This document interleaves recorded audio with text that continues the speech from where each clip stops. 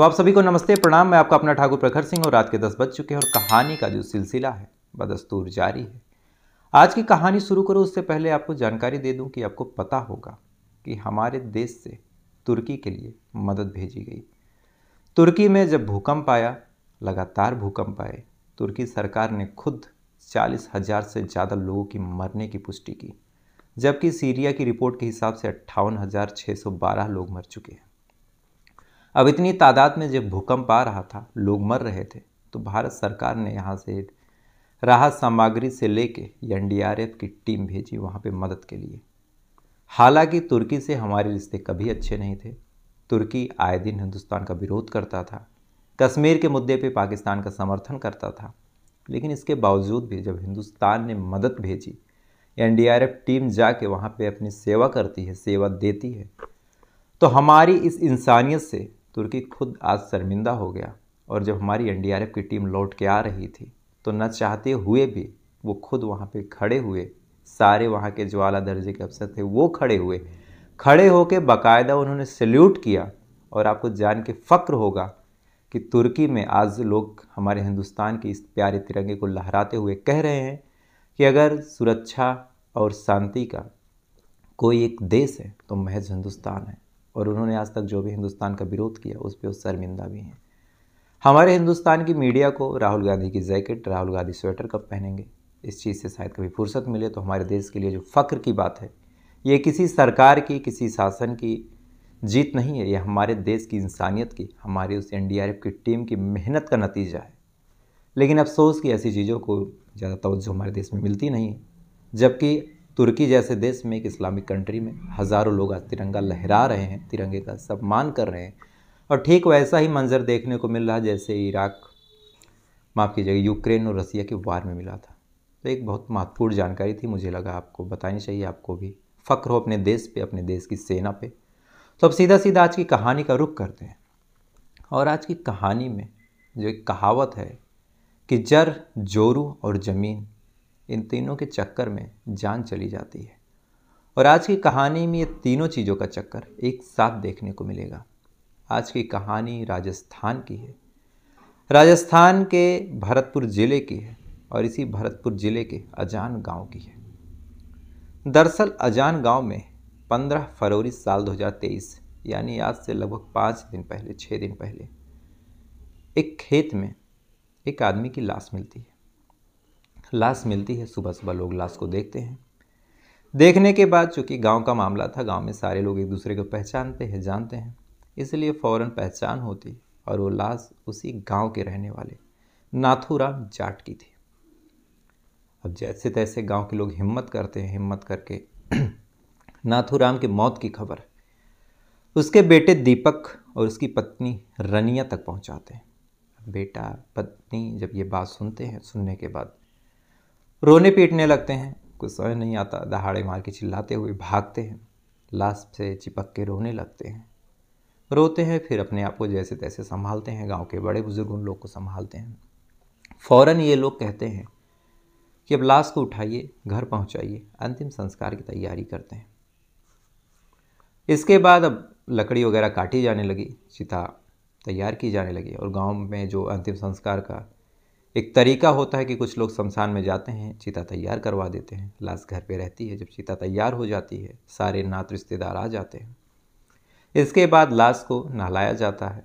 पुरुष है तो जहाँ पे जलाना है वहाँ नहलाया जाता है, महिला है तो घर पे ही नहलाया जाता है, सारी चीज़ें होती हैं।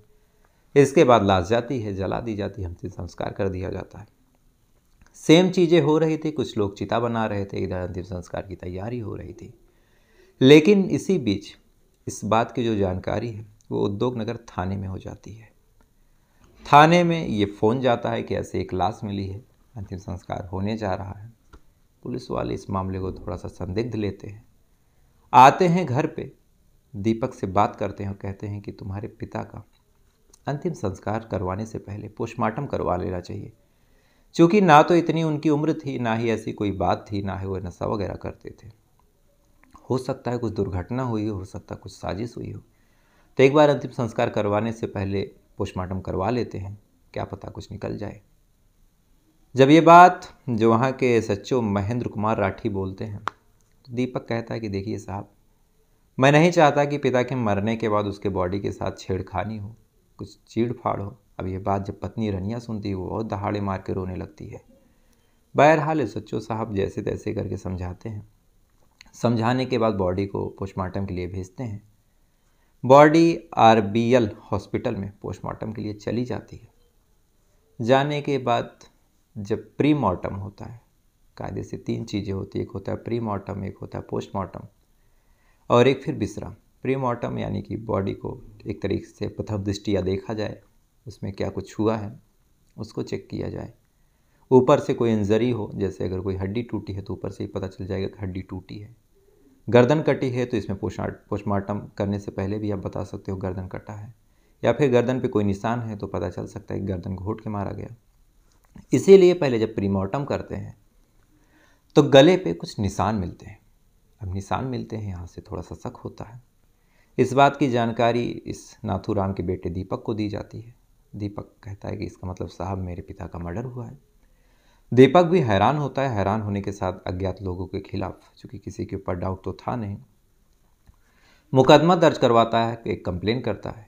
कंप्लेन करने के बाद बॉडी का पोस्टमार्टम होता है, बॉडी घर आती है, बॉडी का अंतिम संस्कार होता है। और जो पुलिस वाले थे, अब चूँकि ये मामला नॉर्मल डेथ से बदल के मर्डर की तरफ जा चुका था, इसीलिए जो पुलिस वाले थे अब इस मामले को थोड़ी सी गंभीरता से लेते हैं और जांच पड़ताल इस मामले में शुरू कर देते हैं। जांच पड़ताल करने से पहले सबसे पहले दीपक को बुलाया जाता है, उसकी पत्नी रनिया को बुलाया जाता है। रनिया और दीपक से पूछताछ की जाती है कि क्या आपको किसी पे डाउट है, कोई रंजिश रही हो, किसी से कोई लड़ाई झगड़ा कभी हुआ हो, चूँकि आमतौर पे कत्ल होने का यही सब रीज़न होता है। ये सारी चीज़ें जब चाहे एसएचओ महेंद्र कुमार राठी पूछ रहे थे, चाहे एसओ सतीश वर्मा पूछ रहे थे, पत्नी भी कहती है कि साहब तो गरीब लोग हैं, हमें ज़्यादा क्या मतलब किसी से लड़ाई झगड़ा करके कैसे जीवन चलेगा। ना हमारी से किसी से कोई रंजिश थी, ना ही कोई लड़ाई थी, किसने मारा हमें खुद नहीं पता। पुलिस वालों को जब दुश्मनी का कोई एंगल नहीं मिलता तो फिर अलग अलग एंगल पे पता करते हैं कि क्या पता कोई ऐसी रंजिश हो जो घर तक ना पहुंची हो, बाहर किसी से झगड़ा हुआ हो। पुलिस वाले 2-3 दिनों तक लगातार पूछताछ करते हैं, अलग अलग जगह पे पता करते हैं, अलग अलग जगह पे छानबीन करते हैं, लाश जहाँ मिली थी वहाँ पे जाते हैं, चेक करते हैं। लेकिन सबसे हैरान करने वाली बात थी कि कत्ल को तो छोड़िए, कत्ल का मोटिव ही नहीं मिल पा रहा था कि किसी ने कत्ल किया होगा, तो कत्ल किया क्यों होगा। धीरे धीरे ये मामला थोड़ा ऊपर तक गया और जो वहाँ के एसपी श्याम सिंह हैं, जब उन तक ये बात गई तो एसपी साहब कहते हैं कि एक काम करो, थोड़ा इस परिवार को भी जीरो इन कर लो, एक बार क्रॉस चेक कर लो, क्या पता परिवार से ही कुछ जानकारी मिल जाए। अब ये बात जब एसएचओ साहब सुनते हैं तो कहते हैं साहब कैसे किया जाए। अब इस पे एसपी साहब एक आइडिया देते हैं और इस आइडिया में 3 लोगों को शामिल करते हैं। वहाँ के एसएचओ महेंद्र कुमार राठी, एसएसपी ब्रजेश ज्योति और एसओ सतीश वर्मा, इन तीनों लोगों को शामिल करते हैं। शामिल करने के बाद टीम बनवाते हैं और इस टीम से कहते हैं कि आपको कुछ नहीं करना है, सादी वर्दी में गांव में घूमिए और इस परिवार के बारे में थोड़ा सा पता कीजिए। छोटी से छोटी जानकारी इम्पॉर्टेंट हो सकती है और कोई भी एक चीज़ छोड़िएगा मत। अब एसपी साहब का जब ये आदेश होता है, सारे लोग गांव में सादी वर्दी में घूमते हैं, पड़ोसियों से, आसपास के लोगों से पूछताछ करते हैं। तो पूछताछ में बड़ी हैरान करने वाली चीज़ें निकल के सामने आई। पहले चीज़ सामने आई कि जो नाथूराम जाट था उसने 2 शादी की थी। पहली पत्नी से दीपक था और दूसरी पत्नी रनिया थी। ये चीज़ निकलने के बाद पुलिस वाले थोड़ा सा चौंकते हैं, इतना समझते हैं कि इससे बाद दूसरी चीज़ निकल के सामने आती है और ये चीज़ वास्तव में बड़ी हैरान करने वाली थी। दरअसल नाथूराम की जो पत्नी रनिया थी उसका गांव में ही एक रिश्तेदार से अफेयर था और रिश्तेदार इसी की बहन का देवर था सुखवीर। अब ये 2 चीज़ें जब निकल के सामने आई तो मामला किसी दूसरी ही दिशा में जा रहा था। पुलिस वाले गांव वालों से आगे पूछते हैं, गांव वाले बताते हैं किसी बात को लेके नाथूराम और उसकी पत्नी रनिया, इन दोनों में आए दिन झगड़ा होता था। अब झगड़ा, रंजिश, ये सारी चीज़ें कहीं ना कहीं परिवार की तरफ ही घूम के आ रही थी। इसीलिए जो पुलिस वाले थे रनिया और दीपक को उठाते हैं, उठाने के बाद थाने लेके जाते हैं और अपने पुलिसिया अंदाज में जब पूछताछ करते हैं तो काफ़ी देर तक तो ये दोनों रोते पीटते रहते हैं। लेकिन अंत में जब इन्हें लगता है कि अब भाड़ा फूट चुका है, कुछ छुपाने का, कुछ बचाने को बचा नहीं, पुलिस वाले सब जान चुके हैं। तो अंत में दीपक और रनिया दोनों टूटते हैं और अपना एक बाले जुर्म करते हैं और कहते हैं कि साहब हमने ही कत्ल करवाया है।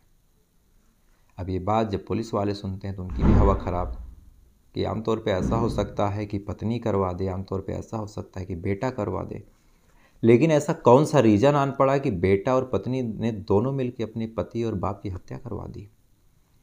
अब इसके लिए एसपी साहब, एसएचओ साहब, एसएसपी साहब और जो भी एसओ साहब थे, सारे लोग एक साथ बैठते हैं। बैठने के बाद पूरी की पूरी कहानी रनिया और दीपक से पूछते हैं।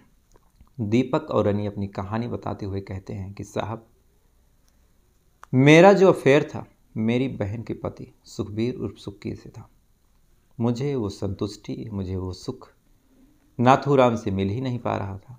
मुझे जो भी प्यार, जो भी शारीरिक लगाव था वो सुखबीर से था। इस बात की जानकारी मेरे पति को हुई। पति आए दिन मुझे डांटता, मुझे आए दिन पीटता, समझाता, कहता कि उसका साथ छोड़ दो, तुम मेरी पत्नी हो। लेकिन इसके बाद भी जो रनिया थी वो छोड़ने को तैयार नहीं।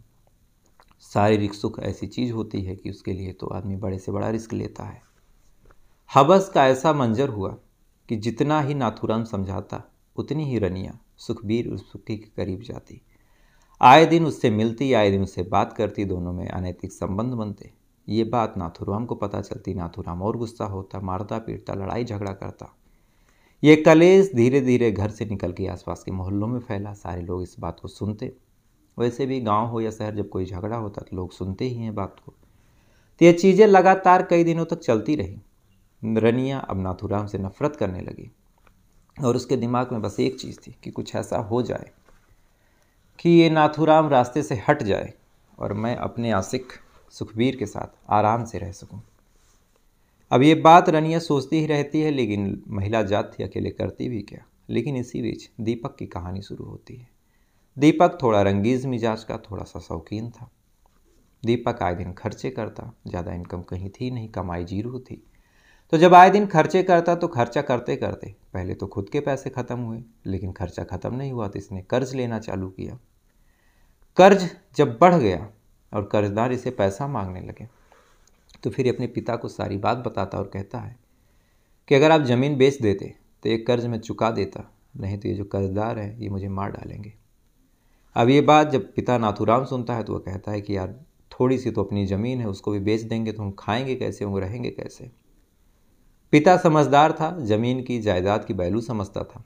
वहीं दीपक 22 साल का लड़का, नया खून, उसे लग रहा था कि ज़िंदगी बहुत बड़ी है, बाद में कमा के मैं बना लूँगा। लेकिन नाथूराम को पता था कि जिस लड़के के ऊपर 20-22 साल की उम्र में इतना कर्ज लग चुका हो वो अपने जीवन में क्या ही कर लेगा।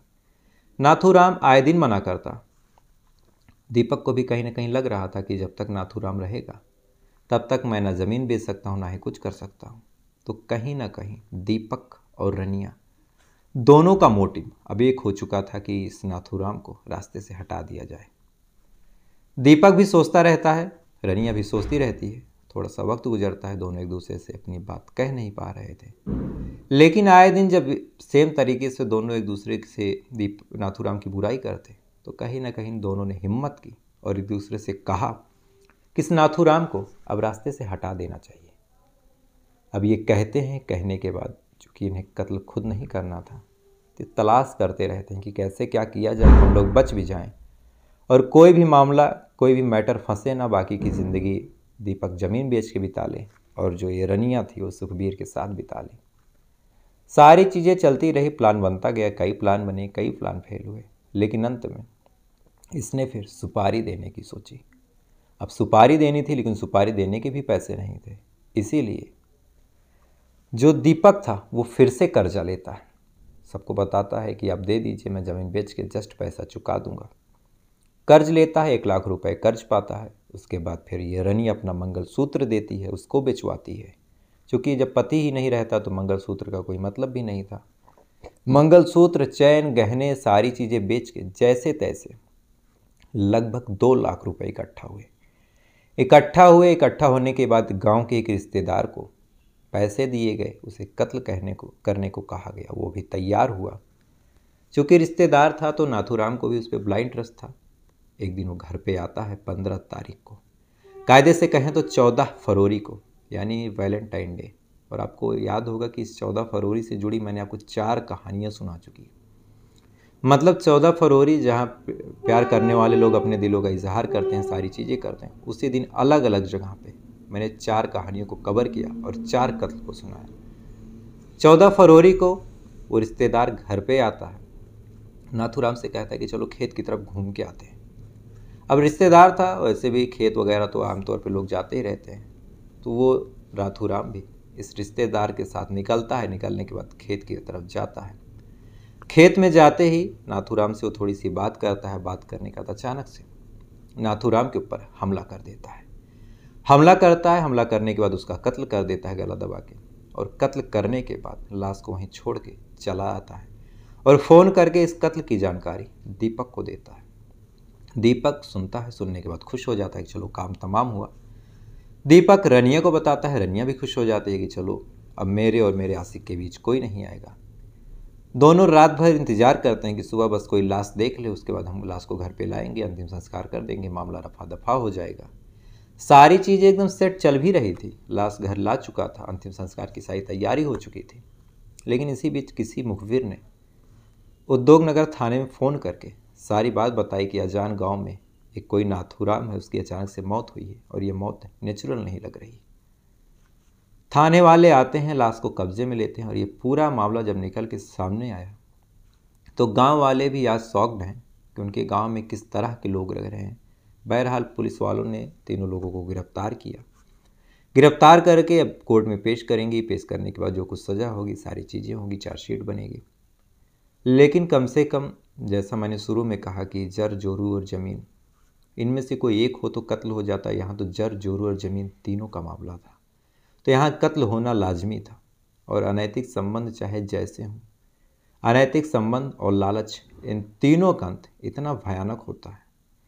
लगभग हर कहानी में यही अंजाम हो रहा है। इसके बाद भी लोग सुधरने का नाम नहीं ले रहे हैं। सबको लगता है कि मेरा प्यार अलग है, मेरा सोचने का तरीका अलग है। अंजाम सेम है, आईपीसी की धाराएं सेम है, सजाएं सेम होगी, सारा प्रावधान सेम है। इसके बाद भी लोग इतना परेशान हैं। तो फिलहाल ये थी पूरी कहानी। उम्मीद है कहानी आपको पसंद आई होगी। अगर पसंद आई हो तो वीडियो को लाइक करके अपना प्यार दीजिएगा। तो फिलहाल अब आपसे कल फिर मुलाकात होगी किसी दूसरी कहानी के साथ। लेकिन तुर्की वाले मामले के लिए एक बार जय हिंद जरूर लिखिएगा कमेंट में, और सबको ये बात जरूर बताइएगा, हमारे देश की गौरव की बात है। तो फिलहाल आपसे कल फिर मुलाकात होगी किसी दूसरी कहानी के साथ। तब तक अच्छे रहिए, खुश रहिए, अपना ख्याल रखिए, अपने देश का ख्याल रखिए। जय हिंद, वंदे मातरम।